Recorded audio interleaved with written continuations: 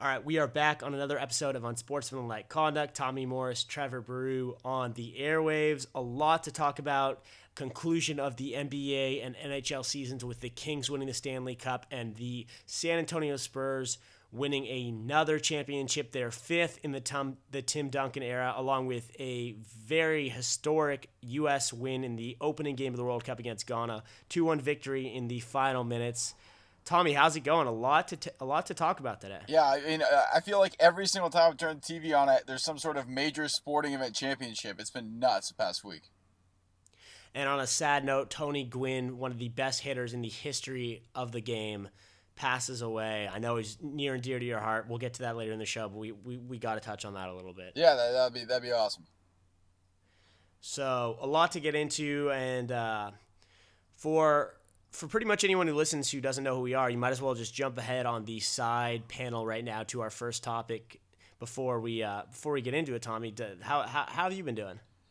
Personally? Yeah, busy. Busy. I'm a little bit mad at myself at the moment. I left my hard drive. It's fine, I have enough memory for this, but I left my hard drive at work, so I'm going to have to get that tomorrow, which is an upsetting thing because I have some personal stuff on there that everyone can see because there's no password protection on there. And I did see, I saw something crazy, actually. Maybe I should throw this on the Facebook. I was walking. Portugal obviously did not do well today, and I saw a Portuguese fan with his car parked on the side of the street, and he was out cold sitting in the front seat of his car with the engine running. Did you get a picture? Engine running, yeah, I got a picture. I got a couple, so I'll send those over. Yeah, you got to upload that. I mean, props to him. He was probably drunk, didn't want to drink and drive, sleeping in the car, being a responsible man after a tough loss like that. He was there, I mean, because I was at my brother's place. I made a quick pit stop there before my way to LA just to watch the second half of that game. And he was there when I got there, which was around halftime.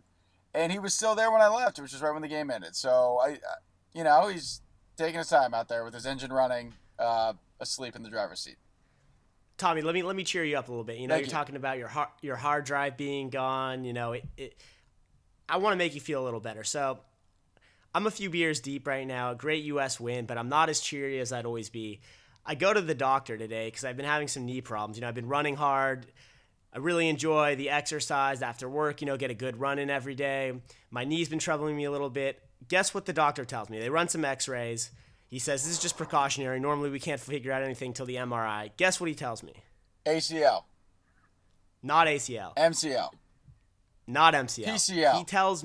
He tells me that my kneecap is cracked in half, that it never fused together when I was born, and that he uses the analogy, your knee is like a car tire with the air seeping out of it, and there's nothing you can do to stop it. It's just a matter of how quickly all that air seeps out so you have no cartilage between the grinding of your kneecap. And if I want to do the best thing I can to preserve the cartilage of my knee for as long as possible, I should never run again in my life. What about other that's pretty crazy. Yeah, I don't really know. Dang. Yeah, so I took that with a grain of salt. I'm probably just going to keep running and be in a wheelchair by I'm 30. But I figure by that time they'll have figured something out they could put in my knee to fix it. But that's, that really, you go into your Monday, you think everything's going good, and then you get hit with that before the MRI even comes in. You're like, all right, I need a beer right now. Yeah, I mean, that's kind of like my feeling on. Actually, I don't want to get into my political views, so I'm not gonna end that sentence. I think we should just get into all these awesome sporting events. That's why I recommended, click on the left panel, click on the first topic. If you don't want to hear all this jibber jabber, let's get to it. And that was just a couple of dudes catching up, haven't seen each other in a while, just saying, hey, that's it was a good precursor, Yeah. But yeah, let's get into it. Yep. We're already 4 minutes and 25 seconds into the podcast. Probably lost 90% of anyone of the people listening, so we might as well get into it while we still have a few people left. Let's do it. So I think the first topic we got to get into, because it literally just happened, is U.S. with a crazy win, scoring the 86th minute with a 2-1 victory over Ghana. Jurgen Klinsmann, at first early in the game, after Altidore goes down with a pretty bad hamstring injury, suddenly people are questioning whether Landon Donovan should have been on that roster once again, but he looks pretty good with those substitutions near the end of the game. I mean, John Brooks was a late game substitution, and he had the winning goal. So initial thoughts on the U.S. first game, and what do you think their chances are of advancing after this historic win? Well, and also the guy who kicked the corner kick was a sub. Number 19, I'm blanking on his name, and I don't have internet out here. I think it was Zusa or something like that. So good for Klinsmann, man. I mean, that's two subs making a difference. I was not impressed at all. I realize that in soccer, sometimes when you go up, you kind of take the throttle off a little bit, and that's probably why the ball was, Ghana had the ball down in the U.S. box a lot more than it was the other way around. But at the same time, I just kept feeling like that game was going to slip out of their hands. They scored within a minute, which is a complete joke. I mean, it's kind of a fluke of a thing to ever score that early. I mean, that's normally when guys are kind of feeling each other out, trying to figure out how the game's going to go. So I would not be too apprehensive about the United States' future in this World Cup. What do you think, Trev? I thought today was, Tommy, in the past, you've always been someone who wasn't the biggest fan of the game, and I've always tried to convince you why you should pay more attention to it. And I think today was an example of why you aren't a fan of it. I mean, the U.S. got completely outplayed. They were very lucky in the beginning of the game. Some would say they were lucky in the end of the game, but they somehow pulled it off, and sometimes that's just kind of how soccer is. So I wouldn't say that there was anything the U.S. did today that made me think, oh my God, the U.S. has a chance to go deep in this tournament. They have a chance to win a World Cup. But at the same time, sometimes you just have to take luck for what it is and appreciate it, because this was a huge, huge win. And if the U.S. ties this game, if the U.S. goes out with a tie and doesn't pull this off, things are looking much bleaker going forward, just in terms of momentum and in thinking about who they have to play next. I know Portugal got blown out by Germany, and most people are saying, that makes it look like the U.S. have a much better chance to beat them. But I think it's the opposite. What happens in sports is when a team gets blown out the way Portugal did today, they come back with resilience, and it becomes a much tougher matchup. So I don't think Portugal's going to be an easier matchup next Sunday. I think it's going to be a very close game. If the U.S. can pull it off, they're through, right? Just like that. And even a tie would be great, because what we've seen in the past, and we brought it up before, is if you can win one game and you can tie one game, you have very good chances of moving on. So the chances the U.S. moves on look great right now, but today did not show anything for why they have a chance of going far in the tournament, in my opinion. Couldn't agree more. Sure, can we go to a game that we both know and understand now that we've given our knowledge on soccer? Yeah, take it from here, Tommy. I don't want to take any more time for you to struggle through this. Basketball. NBA Finals ended yesterday or Sunday. Kawhi Leonard, the MVP. Spurs win in 5. Trevor, what the heck happened? I think what happened is we saw two things. We saw a Heat team break down before our eyes. We saw Dwayne Wade, who's I talk about my knee. Dwayne Wade his knees are bone on bone right now. You could tell there's not much left of the take. They tried to preserve him for as long as they could, but suddenly it's like LeBron James on Cleveland all over again. He doesn't have enough help. He's trying to do it all by himself. They don't have their point guard, Mario Chalmers, might be third string on any other team in the league.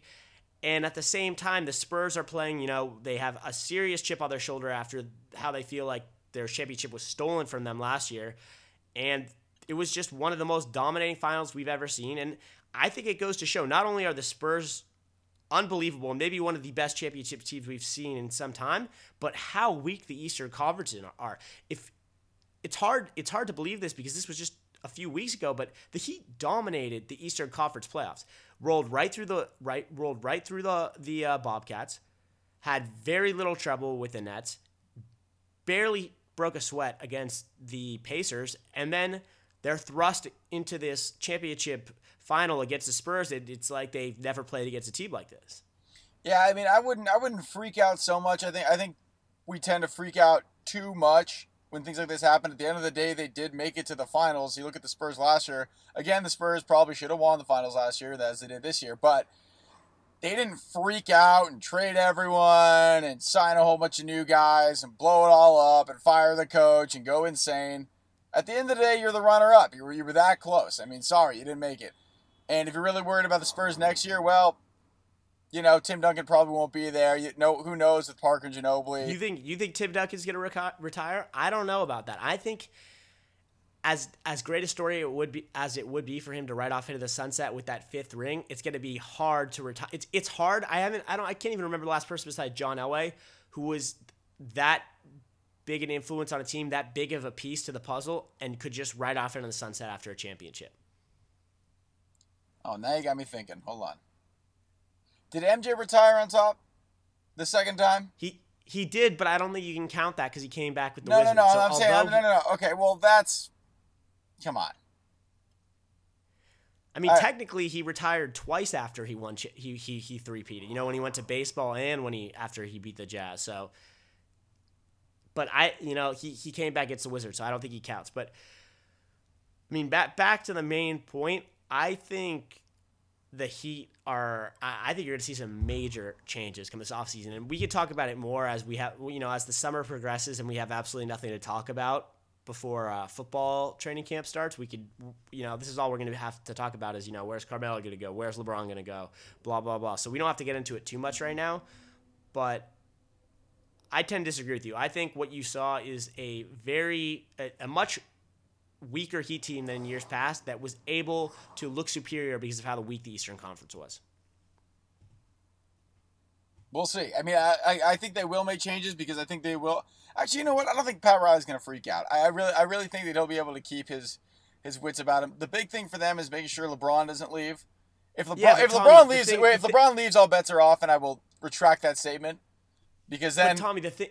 The thing you got to think about is that Wade, LeBron, and Bosh all can opt into their deals. It's a player option for $20 million each. There's no way that Wade is opting out when his knees are crippling before him. There's no way that he's going to take another salary cut when he's already taken one to help out a team. He's already got 3 rings, I think the money is going to be important to him now, especially when he knows his career's coming down to the wire. I don't think Wade's going to opt out. Haslam's probably not going to opt out. That's a lot of money already committed to 2 players who aren't bringing that much anymore. LeBron's going to have to take some deep thoughts and think about, as much as I like playing in Miami and with Wade, can this team get me any more rings? Because I've had to do so much to get them to this point. It's not the big 3 anymore. It's kind of LeBron and then a lot of other really good players right underneath him. We'll see. I think LeBron gives it one more year, then he leaves. I think it's one more year, then he'll go, and then I think he'll go to Cleveland. So there you have it. All right. Well, we'll have all summer to keep debating this. So let's get to the ice. Kings pull it off. They win their second championship in 3 years in pretty dramatic fashion. They win in 5 games. Tommy, I got to play this clip back of my prediction from last week. Is that okay with you? This is what we do on the show. Yeah, I'm just going to take my headphones off, but yeah, go ahead. Okay. I'm going Kings. going Kings in 5. It sounded good. Sorry, I had to do it, Tommy. I mean, there's lots of times I've been wrong. I'm happy to play my prediction of the Heat winning in 7 if you want to play that to kind of balance. No, because then you have to play my prediction of the Heat winning in 6. So I know I see what you're doing here, Trevor. I see what you're doing. Talking about hockey, though, I'm actually impressed with this. We talked about it a lot the last couple of weeks, so it's not like we've kept everyone in the dark about it. But from your standpoint, what do you think you came to appreciate from the Stanley Cup Finals that you necessarily didn't care about before with hockey, and what do you think it's going to take to get hockey to that next level in America? Because in terms of the play, I thought the Stanley Cup playoffs, the entire playoffs, were far more exciting than the NBA playoffs, but there's something missing, whether that's airing on ESPN or what other issues they have that hasn't elevated to that next level. So what do you think it is that's missing? I think, the ESPN thing is a huge one, but I think they might be able to piggyback off of all these other networks that are starting to pop up. Talk about Fox Sports or NBC Sports. Once the NBA contract runs up that they have with ESPN, and those other channels can kind of dip in and get some NBA games, you'll start to see more eyeballs shifting around the channels. And to be honest with you, I don't know if I'm the only one, but I am getting freaking sick and tired of the same ESPN analysts and stuff every single day, and I'm just over it. And I've made a point of trying to watch those other channels. I mean, I know it might be kind of sports hipster of me to try and promote those smaller sports channels. But, I mean, it is kind of refreshing to just see something else every once in a while. You know what I mean? I mean, while I do watch the 4-letter network more often than the others, it is kind of refreshing every now and then to check out Fox Sports and see Katie Nolan or whatever. I mean, Dan and Jay on Fox Sports, or you go over to NBC Sports, you got Gottlieb, or Gottlieb might be CBS. I think Gottlieb CBS, Jim Rome's on CBS. I mean, it's just refreshing to see new faces, and I think I'm not the only one who feels like that. And I think once the NBA starts getting played on those other channels and people start switching around and they just by chance happen to be leaving their TV on that channel, I turn it on and it's there and they stick with it. I think that's what hockey needs. I also think hockey, and people have said this forever, hockey needs to promote its stars. Because for example, I'm trying to watch this game. I'm not a huge hockey fan. I understand the rules. I understand how hockey works. I understand the Kings are good and the Rangers are good. I get it. But it's very hard for me to know who the good players are if I'm not following it constantly because no one's telling me who to watch. And I know it sounds stupid and it sounds redundant, but every other league is doing that. They show the star players over and over and over and over. It's the Broncos with Peyton Manning. You know what I mean? It's not just the Broncos. So you, as a casual viewer, I mean, maybe Peyton Manning's not the best example, but you get maybe, okay, we'll go with Chargers and Phillip Rivers. If you're not that big of a sports fan, you don't really know much about the Chargers. You don't really know who Phillip Rivers is. Yeah, now Tom, I know who he is. So go for it. Let me cut you off for a sec because everything you're saying, I think, is very valid. And, it's definitely true about what's kind of, stopped hockey from getting to that marquee level. I think the tough thing is that hockey is such a team sport that even though there are star players, they don't command nearly as much influence, and they're not in the spotlight as much as other sports. You think about someone like LeBron or even a Peyton Manning. They're playing, Peyton Manning's playing half the game because he's quarterback, but he still commands a lot of that spotlight. But LeBron's playing, 40, 45, 44 minutes a game. In hockey, you got 4 lines. They might only be playing 25% of the game, even though they're the star player. So I agree with you. They need to market them more. They need to make it clear why you need to watch and why you need to care. But it's tough sometimes because it is such a team and a collective sport that those marquee players don't necessarily play that much more than a lesser player. Yeah, and I think part of that, part of the responsibility that also falls on the broadcaster, because the broadcaster has to make, and I know it might sound unprofessional, whatever, but they got to make a bigger deal of these guys when they're on the ice, make it a whole thing. You gotta highlight some people because otherwise it's just too confusing, especially in a sport like hockey where there's so many guys flying in and out. Every 90 seconds you get 5 new guys. So it is, again, really confusing trying to figure out who's on the ice. So you got to make sure that people know what they're watching. I will agree with you on that because the education is a huge factor. I mean, you think about the NBA. You're going to have basketball on TNT and ESPN almost every weeknight. You're going to have marquee games on a Thursday night on a TNT. But with hockey, it's like, I know that, we're pretty big sports fans, and I still don't really know where to find hockey. Is it still Versus? Is Versus still even a channel? I know on the weekends they have it on NBC. I just became familiar through the Stanley Cup playoffs that NBC is a sports network. I didn't even know that before. So I think the tough thing is, although there are other sports networks emerging and there are different sports personalities moving away from ESPN, it's kind of ingrained in us. You turn on the TV, you like sports, you go to SportsCenter, you watch what's on ESPN. It's kind of second nature. So it takes a while. People have to be more educated about what else is out there and where they can find hockey before they can truly appreciate it. Because I really have enjoyed these NHL playoffs, but I don't even know where to find hockey during the regular season. I consider myself a pretty avid sports fan. I completely agree with you. So I think that does it for our main 3 topics. Normally we do a game segment, but today's a little more of a somber mood with the passing of Tony Gwynn, who's probably, I would say, one of your idols. You grew up in San Diego, and one of the most legendary hitters in the history of baseball. So rather than a game segment, I think it would be a little more valuable to the show if we just kind of let you talk about what Tony Gwynn meant to San Diego, what he meant to the game of baseball, and just what you think his lasting impression will be on the game itself. Yeah, and thanks for letting me do this. And again, if you want to cut me off at any point, talk about or put in the notes, go ahead and feel free. But being from San Diego, it's kind of hard because it's sports-wise it's a huge city, but it's a very select group of people who root for the San Diego sports teams. And the reason for that is because a lot of people move to San Diego from other places. Now, being a native San Diegan, I love the Padres, love the Chargers. But what a guy like Tony Gwynn can do for not only a team, but a whole city, is that he can make a whole city love a team that they previously didn't really care about. And that was the Padres in the 90s. I mean, the Padres in the 90s were huge. Especially the 98 World Series, and I could name you the whole starting lineup easily. Pitching staff, the whole thing. I'd struggle with the bullpen, I think, a little bit. But I mean, when I was a little kid, I mean, that was it.